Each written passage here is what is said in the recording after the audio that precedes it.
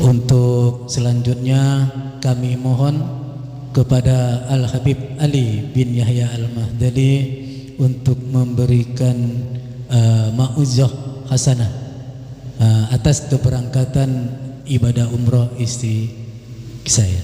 Untuk beliau dipersilakan. Allahumma sholli ala Sayyidina Muhammad.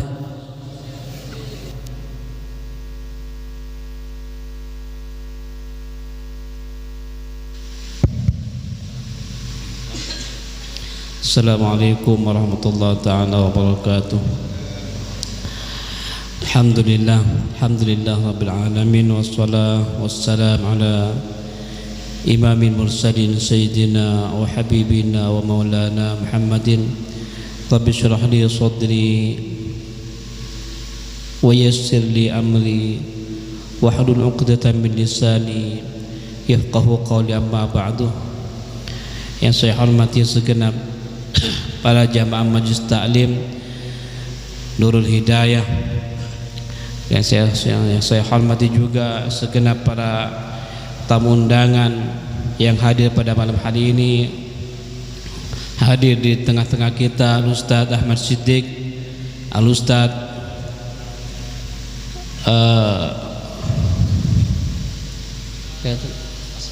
Ustaz Masudi, pengasuh pondok pesantren Darul Quran wa Da'wah. Dan yang saya hormati juga Bapak Abdul Rafiq beserta keluarga. Mudah-mudahan kita semua diberikan hidayah dari Allah Subhanahu wa taala. Berkah apa yang kita baca pada malam hari ini, Allah Subhanahu wa taala selalu membimbing kita ke jalan yang diridhoi oleh Allah Subhanahu wa taala, dan mudah-mudahan berkah apa yang kita baca Allah Subhanahu wa taala memanjangkan umur kita, umur keluarga kita, dan umur tentang apa kawan-kawan kita, dan Allah Subhanahu wa taala mematikan kita dalam keadaan husnul khatimah. Amin amin ya rabbal alamin. Saya termasuk anggota Majelis Ratib Nurul Hidayah yang banyak absen, sekali masuk mendapatkan fujiatul khair, fujiah, termasuk mendapatkan kejutan dari tuan rumah.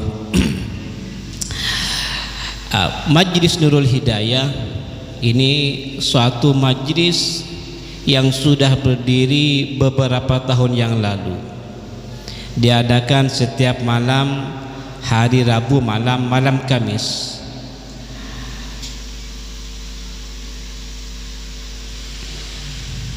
Alhamdulillah, Majlis Ratib Nurul Hidayah istiqamah selalu diadakan tiap malam Kamis,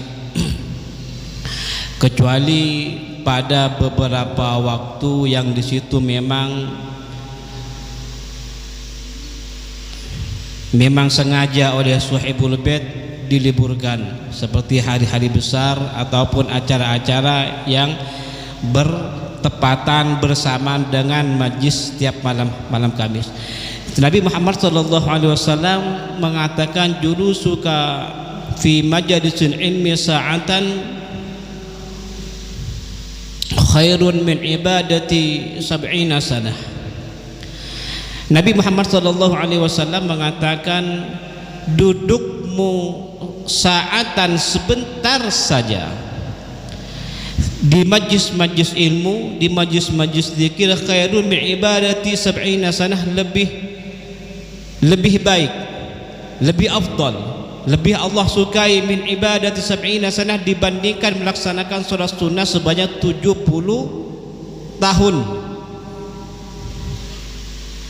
Namun di sini oleh kata para ulama, yang dimaksud dengan menghadiri majlis taklim seperti ini sebentar saja, bisa saja 1 menit, bisa saja 5 menit, bisa saja setengah jam, ataupun bisa juga sampai setengah jam. Maka kata Rasulullah SAW, lebih hebat daripada melaksanakan sholat sunnah sebanyak 70 tahun lamanya. Kira-kira bisa Pak? Kira-kira bisa enggak kita ini melaksanakan sholat sunnah selama 70 tahun? Bisa? Kalau ada yang bisa, insya Allah bukan manusia Pak, insya Allah malaikat. Andaikan ada orang bisa melaksanakan sholat sunnah 70 tahun lamanya, siang digunakan untuk beribadah, malam digunakan untuk beribadah, pagi, sore, dan tengah malam digunakan untuk melaksanakan sholat sunnah selama 70 tahun, maka ini adalah malaikat. Kenapa? Karena mustahil ada manusia itu bisa sholat sunnah selama 70 tahun. Namun tidak menutup kemungkinan kita tidak bisa melaksanakan sholat sunnah selama 70 tahun lamanya. Akan tetapi Allah Subhanahu wa ta'ala dengan sifat Rahman Rahimnya, Allah Subhanahu wa ta'ala bisa memberi kepada kita pahala seperti orang yang melaksanakan sholat sunnah selama 70 tahun.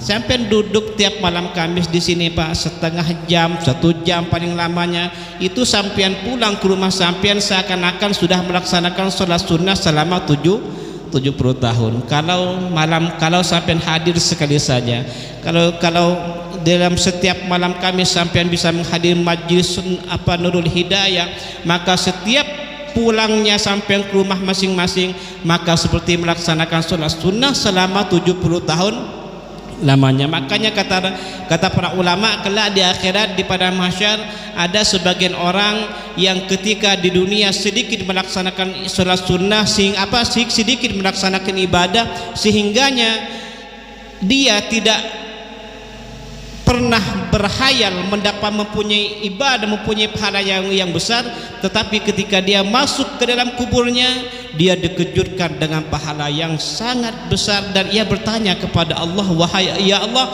pahala apakah ini ya Allah? Maka Allah Subhanahu wa ta'ala mengatakan, ini adalah pahala engkau sering menghadiri majlis ta'lim. Tidak lama Pak, cuman 1 jam. Alhamdulillah pada malam hari ini dirangkai katanya dengan selamatan umrah istri beliau. Ya, mudah-mudahan Allah Subhanahu wa ta'ala umrahnya dijadikan umrah yang makbul, diselamatkan perjalanan berangkat sampai pulang, dan mudah-mudahan Allah Subhanahu wa ta'ala diberikan kesehatan di sana, diberikan kemudahan melaksanakan ibadah. Amin amin ya rabbal alamin. Umrah ini Pak, ada umrah, ada haji. Umrah ini kata Rasulullah sallallahu alaihi wasallam, al-hajjul asghar wal hajju al-hajjul akbar. Kata Nabi Muhammad sallallahu alaihi wasallam, umrah itu haji kecil, dan umrah haji kecil, wal hajju hajjul akbar, sedangkan haji akbar. Sebenarnya umrah dengan haji di sini Pak sama-sama memiliki keistimewaan, sama-sama memiliki pahala yang besar di hadapan Allah Subhanahu wa ta'ala, karena di dalam Al-Quran Allah Subhanahu wa ta'ala menyebutkan kata haji dengan berdampingan dengan kata-kata umrah. Hanya saja berbeda di dalam rukun Islam. Kalau haji oleh Allah Subhanahu wa ta'ala dijadikan rukun Islam, kalau umrah tidak menjadi rukun Islam. Akan tetapi di dalam keafdaliyahan, di dalam keutamaan dan pahala yang besar, sedikit tidak banyak perbedaan antara pahala haji dengan umrah. Sehingganya kata Rasulullah sallallahu alaihi wasallam, al-umratu ilal umrati kafaratun lima bainahuma wal hajjul mabrur laisal jaza ilal jannah. Umrah ke umrah yang berikutnya itu kafaratun lima bainahuma, menjadi penebus dosa di antara keduanya. Wal hajjul mabrur laisa lahul jaza ilal jannah, dan haji yang diterima oleh Allah Subhanahu wa ta'ala tidak mempunyai balas, tidak dibalas oleh Allah Subhanahu wa ta'ala illal jannah, kecuali dengan surganya Allah Subhanahu wa ta'ala. Artinya apa? Orang yang melaksanakan umrah pada tahun ini kemudian melaksanakan umrah pada tahun yang akan datang, maka jarak antara umrah pertama dan umrah yang kedua itu menjadi penebus dosanya di hadapan Allah Subhanahu wa taala. Begitu besar. Sedangkan haji, kata Nabi Muhammad SAW, orang yang hajinya diterima maka balasannya adalah surga dari Allah Subhanahu wa taala. Kalau umrah menjadi penebus dosa, kalau haji balasannya surga. Intinya haji dan umrah sama-sama memiliki keutamaan, sehingganya di mana-mana saja para ulama melaksanakan haji, pasti juga para ulama melaksanakan umrah. Hadirin yang dimuliakan oleh Allah Subhanahu wa taala, pada hadis tersebut Nabi Muhammad SAW mengatakan bahwa dari umrah ke umrah yang berikutnya menjadi penebus dosa. Di sini perlu dipahami, umrah yang menjadi penebus dosa tersebut jika umrah ia melaksanakan umrah dengan sebetul-betulnya. Ada orang umrah cuman zahirnya saja tapi batinnya tidak melaksanakan umrah. Badannya melaksanakan umrah tetapi hatinya tidak melaksanakan umrah. Badannya melaksanakan tawaf, hatinya tidak melaksanakan tawaf. Badannya ziarah ke makam Nabi Muhammad SAW, akan tetapi hatinya tidak melaksanakan ziarah ke makam Nabi Muhammad SAW. Nah, di sini dari dua bentuk umrah ini, dari orang yang umrah betulan dan orang yang umrah tidak secara betul-betulan, maka di sini ada perbedaan. Orang yang betul-betul melaksanakan ibadah umrah, maka mereka mendapatkan tebusan dosa dari Allah Subhanahu wa taala. Akan tetapi kalau cuma umrahan, berangkat umrah tidak ada niatan umrah, tujuannya apa? Ingin dikatakan orang yang ahli umrah tiap tahun umrah. Tapi tujuannya apa? Biar dikatakan orang yang banyak melaksanakan umrah. Biar dikatakan orang yang selalu rindu kepada Rasulullah sallallahu alaihi wasallam. Orang yang tujuannya tidak untuk umrah, maka tidak akan maka dari umrah ke umrah berikutnya tidak ada penebusan dosa bagi dia. Begitu juga dengan haji, Pak. Haji di sini bisa mendapatkan haji mabrur jika dia melaksanakan haji dengan betul-betul haji. Karena orang melaksanakan haji ini, Pak, banyak memiliki tujuan. Ada orang melaksanakan haji karena tidak enak kepada tetangganya, menjadi orang kaya, menjadi orang pembisnis, banyak perusahaannya, cuma tidak melaksanakan haji. Tidak enak kalau tidak melaksanakan haji. Ada orang melaksanakan ibadah umrah, melaksanakan ibadah haji agar dipanggil Pak Haji. Ada orang melaksanakan ibadah haji tujuannya bukan untuk beribadah kepada Allah Subhanahu wa taala, dan orang yang melaksanakan haji seperti ini maka tidak akan mendapatkan hajjul mabrur, hajinya tidak akan diterima oleh Allah Subhanahu wa taala. Intinya haji dan umrah harus memiliki niatan yang khusyuk, sama dengan ibadah-ibadah lainnya. Makanya kata Nabi Muhammad SAW, man hajja walam yazfus walam yafsuk raja'a kama waladathu ummuhu. Orang yang melaksanakan ibadah haji dan tidak berbicara kotor dan tidak melaksanakan perbuatan fasik, maka dia pulang ke rumahnya seperti ia ketika dilahirkan oleh ibunya. Bayi yang dilahirkan oleh ibu tidak membawa dosa. Begitu juga orang yang haji, dia tidak pernah berbicara kotor ketika berada di Makkah, tidak pernah melaksanakan perbuatan fasik, maka dia pulang ke rumahnya tidak membawa dosa. Ya, setiap ibadah itu, Pak, ya, harus memiliki kekhusyuan. Orang yang melaksanakan umrah dan haji, maka ketika melaksanakan kewajiban haji dan umrah tersebut harus penuh kekhusyuan, sama dengan kita melaksanakan sholat. Apapun ibadahnya itu harus dilaksanakan dengan penuh kekhusyuan. Sampai berzikir, membaca Al-Quran itu bisa mendapatkan pahala yang besar dari Allah Subhanahu wa taala kalau ketika membaca itu dengan penuh kekhusyuan. Ya, baca Al-Quran cuman pikirannya kemana-mana, Pak. Pikirannya ada di pasar, memikirkan memikirkan teringat kepada anak, teringat kepada istri, teringat kepada pekerjaan. Nah, di sini termasuk membaca Al-Quran yang sedikit berkahnya, mendapatkan berkah cuma sedikit berkahnya.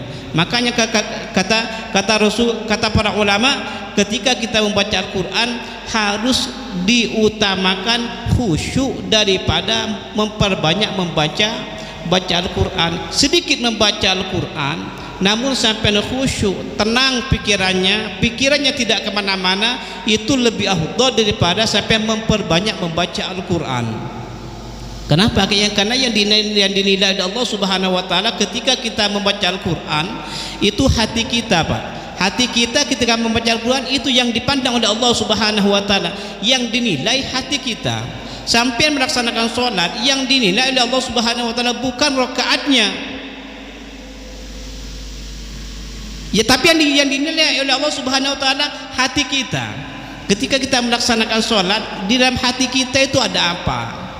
Kalau ada pasar, Pak, di dalam hati kita ketika melaksanakan sholat, Allah Subhanahu wa taala menoleh ke arah yang lain. Kalau ketika sampai melaksanakan sholat, di dalam hati sampean ada pertanian, Pak. Dalam artian sampean ketika sholat ingat kepada tanaman sampean, ingat kepada pasar sampean, ingat kepada bisnis sampean, maka Allah Subhanahu wa taala itu menoleh ke arah yang lain. Makanya kata Nabi Muhammad SAW, ketika orang itu sholat, kemudian dia khusyuk kepada Allah Subhanahu wa taala, kemudian di pertengahan dia khusyuk, dia teringat kepada hal-hal dunia, maka Allah Subhanahu wa taala yang pertama memandangnya, kemudian Allah Subhanahu wa taala menoleh.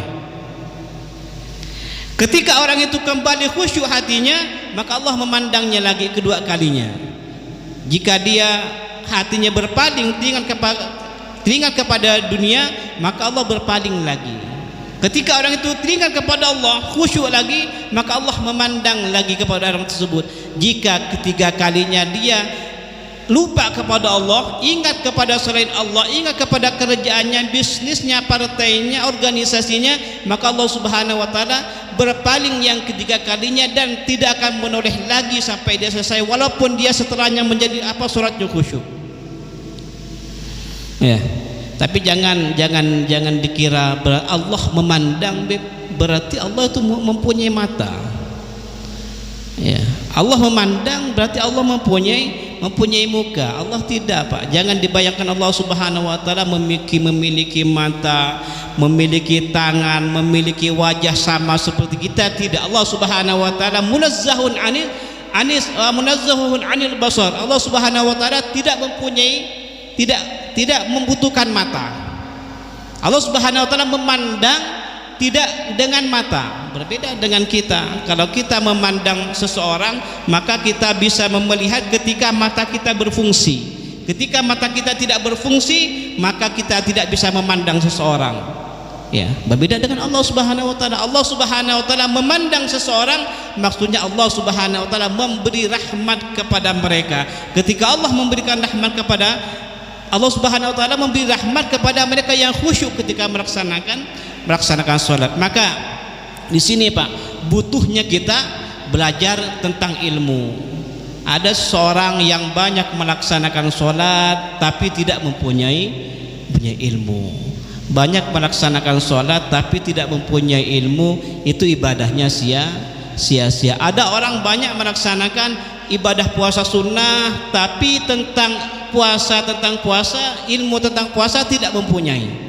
Ya, sia-sia dia mempunyai banyak melaksanakan ibadah puasa, sering melaksanakan haji dan umrah tapi tidak mempunyai ilmu maka sia-sia juga dia melaksanakan haji dan umrah. Kenapa? Karena tidak ada ilmu, tidak ada nilainya dalam haji dan umrahnya.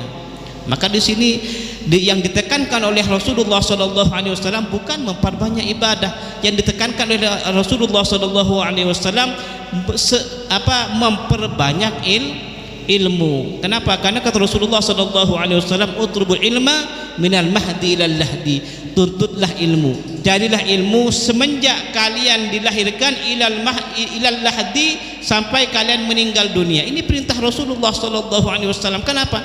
Karena dengan ilmu itu kita akan menjadi orang yang disenangi oleh Allah Subhanahu wa taala. Sampai beribadah tujuannya satu, ingin disenangi oleh Allah Subhanahu wa taala. Sampai melaksanakan ibadah tujuan satu, agar supaya menjadi orang yang disenangi oleh Allah Subhanahu wa taala. Kita ini bisa disenangi oleh Allah Subhanahu wa taala tatkala kita banyak melaksanakan ibadah dan ibadah kita didasari keilmuan.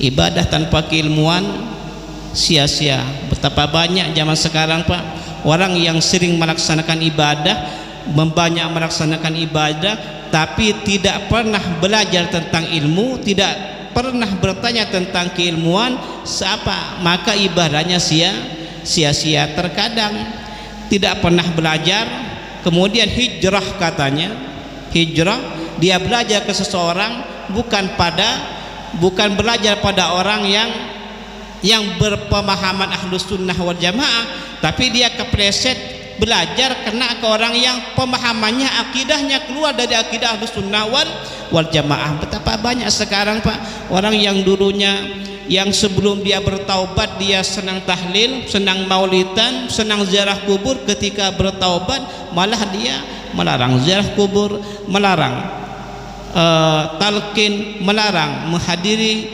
maulid Nabi. Kenapa? Karena dia salah memilih seorang guru, dan hal yang seperti ini sangat banyak, Pak. Maka di sini kita itu sangat dianjurkan memperbanyak bertanya dan belajar tentang ilmu agama. Mudah-mudahan, Pak, sahibul hajah wa sahibul bait yang akan melaksanakan ibadah umrah ini diselamatkan dalam perjalanan oleh Allah Subhanahu wa taala. Allah Subhanahu wa taala mempermudah semua urusannya. Allah Subhanahu wa taala memberikan kesehatan di sana sampai pulang ke tanah air, dan mudah-mudahan Allah Subhanahu wa taala menggampangkan hatinya untuk memperbanyak ibadah kepada Allah Subhanahu wa taala. Sedikit yang bisa saya sampaikan, mudah-mudahan bisa bermanfaat terutama kepada saya sendiri. Akhirul kalam, assalamualaikum warahmatullahi taala wabarakatuh. Waalaikumsalam warahmatullahi wabarakatuh. Alhamdulillah, pada malam hari ini kita telah mendapatkan ilmu daripada guru kita Al-Habib Ali bin Yahya Al-Mahdali. Dari kesimpulannya, marilah kita meraih ridha Allah di setiap ibadah kita. Untuk selanjutnya kami mohonkan kepada Ustadz Mas'udi untuk pembacaan doa selamat kepada umrah istri. Kepada beliau dipersilakan.